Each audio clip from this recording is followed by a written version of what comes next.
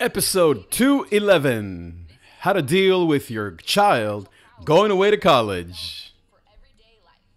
It's Gozo for the whole family, Jamba Juice for the soul, your daily dose of Gozo.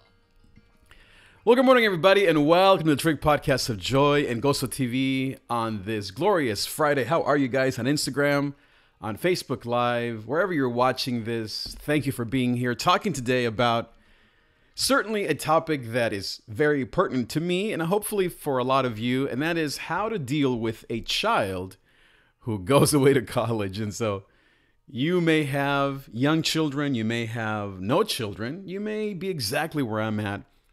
But this weekend, literally yesterday, we sent our very first and our oldest, we have 3 children, but our first and oldest child away to college. So it's the first time that both my wife and I basically entered this, what would you call it? The beginning of the empty nest kind of syndrome. So maybe you know exactly what I'm talking about. So I must say it was quite, and it still is, a very traumatic experience, something that we're just sort of still even working out. And as you can imagine, it doesn't only affect my wife and I, but it affects the whole family. So our 2 other children, my mom who's visiting.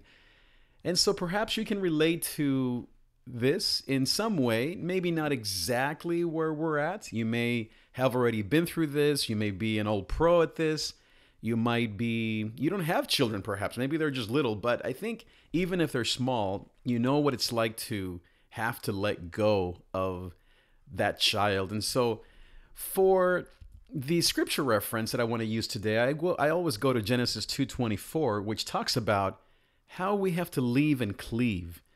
And so the Bible says, "For this cause a man shall leave his father and his mother, and shall cleave to his wife, and they shall become one flesh." And even though that's talking more about a marriage relationship or a husband and wife, I think that the principle applies to a child that's leaving home, and that you need to, like it says here, let them leave and let them cleave to the next thing. Cleave means, by the way, it's just an older word that means to connect to the next thing, to attach to what's coming next. So I want to give you 5 principles that have been very effective, or well, that are things that we're trying to do, some things that we have done to deal with this transition. So number 1 is to recount the miracle. Recounting the miracle basically means that you remember, you go back to the miracle that you've experienced. Because, you have to admit that anything, or that the fact that this transition is taking place is really a miracle of God. So if you have a small child, maybe a 1-year-old, a 3-year-old, a 5-year-old, someone in preschool, or maybe older in high school, it's a miracle. I mean, the whole thing is just a wonderful miracle, isn't it? The fact that they, as young adults, are growing into their new role, into their new experience. Maybe for us, certainly, we can't help but think of the miracle that it is that our daughter can go to this college, and all of the financial, the financial planning that we had to do, including what our daughter had to do in terms of her own work and scholarships and all the rest, to even make this possible. So it really has been a miracle. But I think that sometimes we forget to talk about the miracle. We only focus on the challenges or on the future. But I think that recounting the miracle is powerful because we can't help but think of God. And also it makes us proud of what our children have done to get to this point. It also recounts the miracle that we as a parent, you as a mom or as a father, have gone through. Or maybe you're the brother or the sibling. You also are a part of this miracle. All of us together help this young person, this young man, this young woman to get to this next season. And so recounting the miracle is like the Bible talks about how we need to have stones of remembrance. It helps us to go back and to say, wow, God really has been faithful. And if he can do that in this person's life, then he can certainly do that in my life or in the next sibling's life or in somebody else's life. So I think recounting the miracle is powerful and the very first thing. Number two is to gather, grieve, and look ahead. Gather, grieve, and look ahead. So this one is very important, and I feel that is something that we hardly do as people, as families. So first we gather. So what I mean by gathering is I think it's very important that you as a family, maybe it's too late, but you can still do it maybe this week or next week, meaning maybe the child has already left, but maybe they haven't left yet. Maybe the semester hasn't begun. Gather them, bring them together to pray, to talk about the transition, to go over some of the expectations, to go over your feelings, talk about how you feel, talk about what it's like for you to see your child grow up. Model this for them, model honesty and emotion, even sadness, even tears to your family, because you may have a child that is quiet and that doesn't know how to deal with their emotions. So it's important that you model that for them. You may have a child that is very practical and just wants to know the 1, 2, 3, and let's get this going. And so it's good that you walk them through the steps. You may have a child that doesn't have really a clue, meaning they're not tuned in to what's going on. The fact that you gather them and you pause to reflect makes them aware that this is something important, that this is something that needs to be talked about, that needs to be thought of. And so it makes a big deal of it, but in a very positive and controlled way. Gather. The second one is to grieve, right? So grieving obviously means that you talk about the sadness. And this is something that many people just don't do because we're not comfortable talking about sad things in our culture. We are more apt to ignore things or to keep them inside or to only think of the practical steps. So when we stop and grieve, when we talk or we think intuitively, it awakens us. It helps us to realize that no matter how big or how small the loss is there, and that all of us are dealing with it in one way or another. So when we gathered and we grieved, we did this just, I think it was Wednesday night, and we just got together, we prayed, and we all talked about two things. What's changing and what are you gaining? And when it came to the changing part, that's when people, including myself, were able to talk about what is the loss. That change includes loss.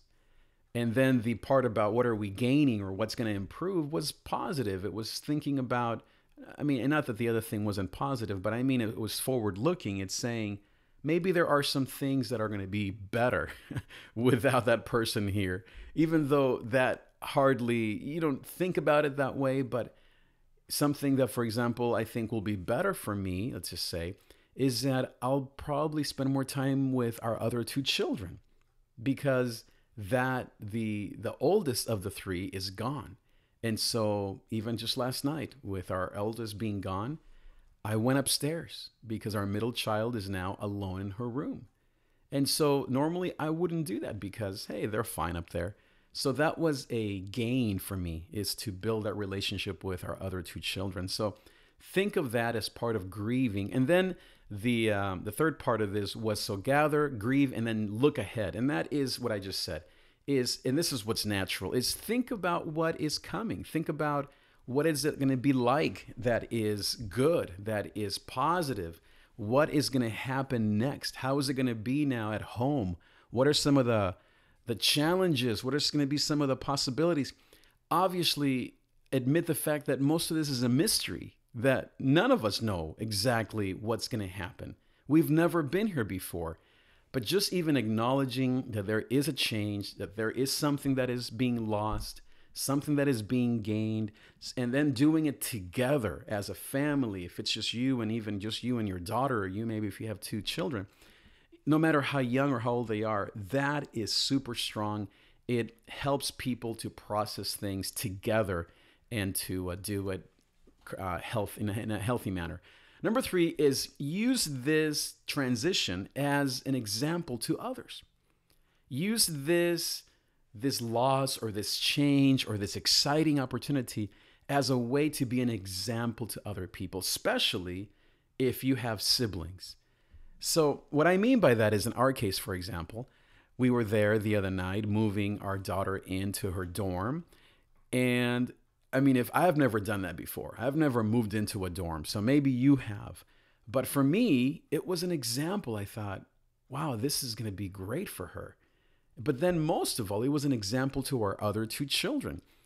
They couldn't help but look around and look at the room. And the girl that our daughter is sharing the room with had a Biola sticker on her. That's where she's going to school. Biola sticker on her wall. And some of these iconic things that I've seen on TV for my whole life were suddenly before me. And it was just a beautiful thing. It taught me a lot. But most of all, I know it was a great example to our other two children. So I was joking with them saying, so do you guys want to come here maybe in a couple of years? Or what school do you want to go to? Or saying, maybe do you want to be in a dorm, or do you want to live at home or off campus? So all of these experiences were a time to teach others what life is about, what college is about, what change is about. If you have a younger person who's going, maybe like our younger son, he's going from 8th to 9th grade. Once he's in high school in a couple of days, that'll be a great model to maybe his friends or to younger people at church. He can now say, hey, here's what I've been through. So when you talk about these things, or you go through change, you go through these transitions, use it as an example to other people. That's number 3. Number 4, so let me just, if you're tuning in late, we're reviewing 5 tips on how to deal with your child going away to college, which is something that we just dealt with this week and are just dealing with now. So number 4 is grow in your marriage and in your relationships. So this is very specific perhaps to those of us who are experiencing this empty nest syndrome. I can't even believe, first of all, that I'm even talking about these things.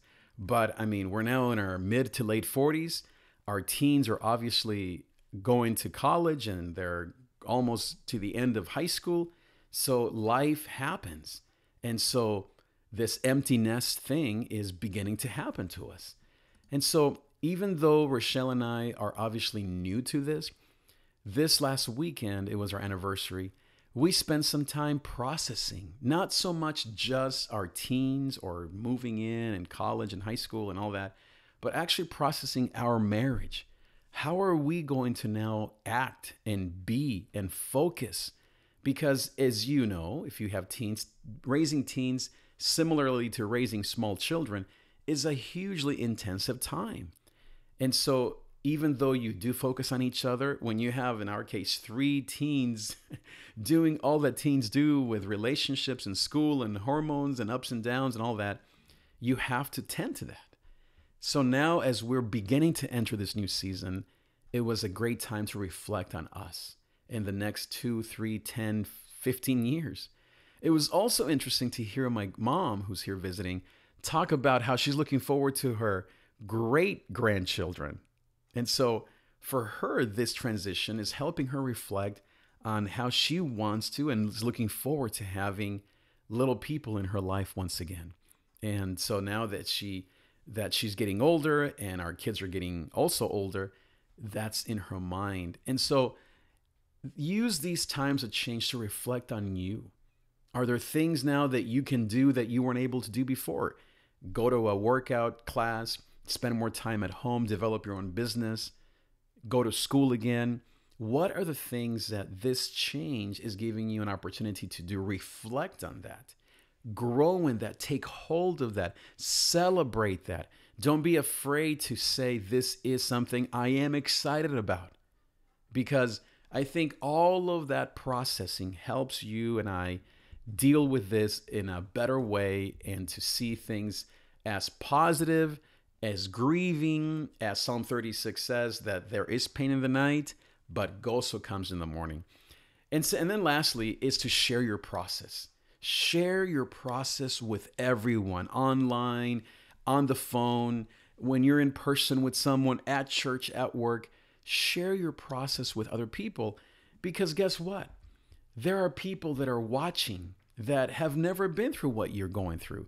There are people that are younger, that are older, that are single, that even though right now this is like, okay, I've never been here and this is weird and I don't have anything in common with you. I'm the kid.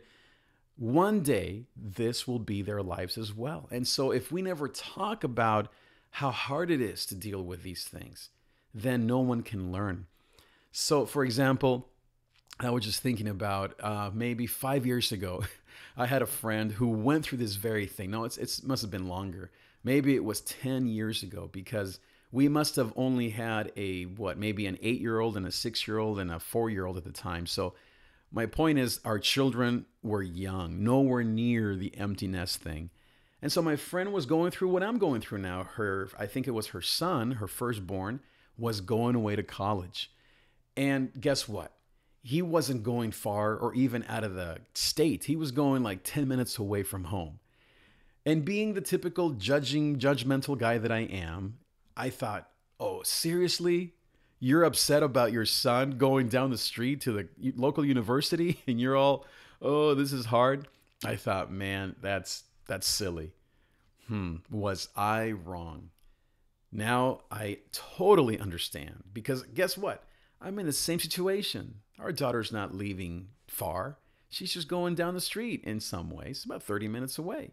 And yet the feelings, the emotions are so raw, are so new, are things that I really have never done, have never experienced before. And so what I wish my friend had done, maybe if I had listened, is to walk me through it. Maybe to just tell me, hey, here's kind of what is going on. And maybe she did. Maybe so she did do exactly what I'm recommending. Another thing that happened is I was talking to my mom about my feelings and some of my emotions. And she said, I also went through the same thing. Not when you guys went to college, even though all three of us did, but when, especially I think her daughters got married. And so she was telling me how when we got married, perhaps even me, and I only say that because I didn't grow up close to my mom. And so maybe that's why it was a little different. But regardless, when she went through us getting married, she talked to her friends. And she said, wow, I'm really struggling with this. This is hard. This is so new. This is difficult. I don't know what to do. I feel so distraught. Are they going to be okay? Are they going, is this the right thing? All these things. And so even her just walking me through that was so healing. I literally felt better. Like my heart rate and my nerves and my blood pressure just went down. And so when you share with other people how you're feeling or your process, it's helpful. I think that maybe these days, this is like preaching to the choir. Everyone shares everything. Maybe we all overshare, right? But I think that still the tendency can be to not talk about how we're doing or how we're dealing with change, with loss, the loss of a father, a parent, maybe parents that are aging. And we tend to hide all these things, thinking that no one can relate, or feeling embarrassed, or feeling that this is so private. But really, when you share your loss, your grief, your transitions with other people, it makes it normal. It draws people in. I've been around so many people my age that have lost a parent. And especially in the church, this is so terrible. The expectation is that you'll be great and happy in about 2-3 days, maybe, heck, 2-3 hours. Otherwise, something is wrong with you, mostly your faith in God. How terrible. And so I've seen friends that will be in meetings with me, and it's only been a week since they had a major loss, and they are acting normal. Or when I ask them, or someone asks, how are you doing with the loss of your parent? They say, oh, praise the Lord, they're in a better place. And having been through counseling, having been through grief classes, I know we all grieve differently. Maybe this friend's faith is just so much stronger than mine. But maybe I wonder if it's the culture that we grow up in that doesn't allow us to express sadness or really even joy. And so when we share, when you write a blog post, when you record a podcast, when you get online and you just do these kind of little things or simple things, it tends to help us. It tends to give us permission to get outside of the routine and to model and mentor transition and change for other people. So I think that's very important. So those are the 5 tips that I had. I wonder how you have dealt with similar things. Have you dealt with this? What are some of your learnings in dealing with loss or transition? And I think, unfortunately, some of the advice that I get or some of the comments that I've gotten in the past are pretty negative. I mean, that's just, I think, what social media sometimes does. Is people will say, oh, that's no big deal, or oh, just wait till they get back and move back in, or, all of these kind of negative things, which I think is easier for people to go to the negative, to go to the sarcasm, to the path of sarcasm. So, but unfortunately, that is often the case. I am not that way. I think that is really, it stops conversation. It eliminates and it maybe even downplays what we're all feeling. So I think it's important to process things. If you are more of an practical person and not so of an intuitive, excuse me there. If you're more of I'm just doing my thing and I'm okay and this doesn't affect me, then I think that's wonderful too.